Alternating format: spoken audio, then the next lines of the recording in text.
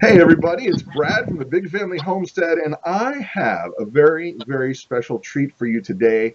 We are lucky, privileged, I would even say blessed to be with Cherish from the Hope's Homestead channel. How are you, sister?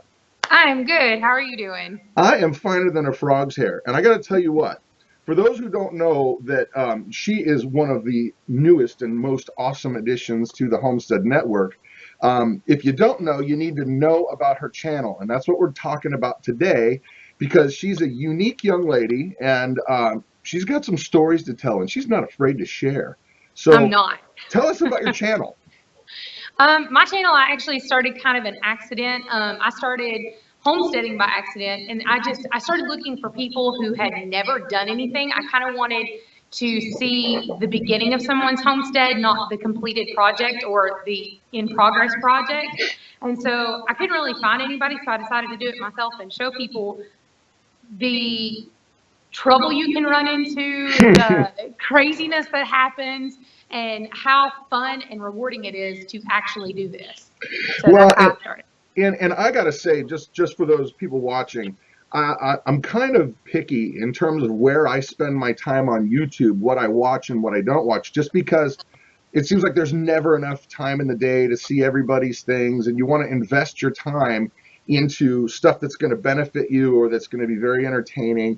And I'm going to go ahead and I'm going to gush on you here for just a little bit because I love the fact that you guys have such a blend of good information, but it's also really entertaining and it's just fun to watch.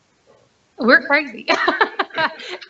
Well, With as much stuff that I have going on all the time, I do try to. That was one of the things that I thought was very important when I started. Is I wanted to make sure that I not only show you the homestead side of it, but in order for you to kind of understand why I do what I do, I wanted to give you a vlog and show you my life. So I opened my doors and I opened my whole life up to for you guys to watch. so now you do a lot of the similar stuff that most of the homesteader folks do, the gardening and the canning and the chickens and but you had just recently a rough time with the chickens.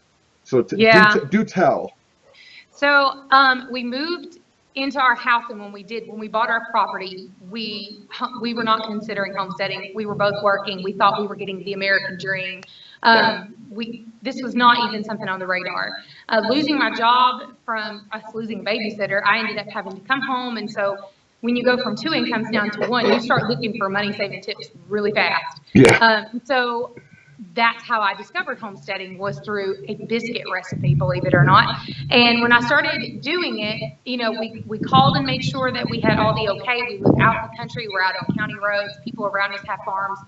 Turns out, after we bought the chickens, after we got the okay from the county, there's actually restrictions on our deed. So now we're having to kind of revamp the homestead and go from, what we thought we were going to do to now we have to kind of reconfigure everything and do it more in an urban type way with like rabbits and quail instead of chickens and goats. Well, now you guys do a wide variety of topics, and I like Yeah. that. So tell us more about the canning and gardening side of things that you got going on.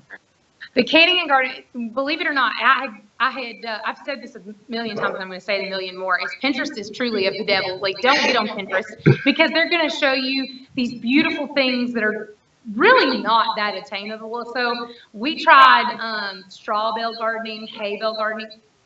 It was such a waste of time. It did not work. We ended up flooded in fire ants.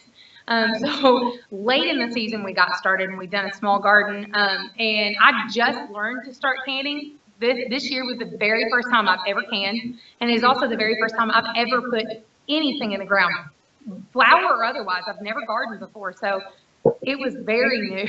But I ended up discovering that I love to can. It was something that I really found joy in.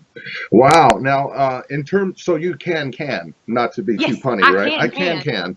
Yes. Well, how did you come up with the name Hope's Homestead? Hope is actually my middle name. My husband came up with it. I was trying to think. I was like, what are we going to call this channel? What am I going to call this?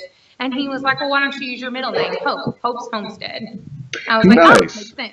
Nice. Now, I don't want to give away too much, but you have shared with us in the past um, a particular video that sounds like it's too good to be true out of a movie. Like, I can't believe this is actually happening, and you got it on tape, and you have it on your channel. Tell us a little bit about this surprise pony of yours.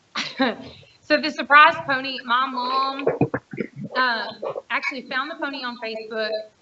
We contacted the woman, and I find out that this pony had been tied to a tree on the side of a hill for over a year. She had very little to no grass. So long story short, my mom offered her $100, and the woman took it. So we were trying to hurry. She was like, you have until this evening to get this pony.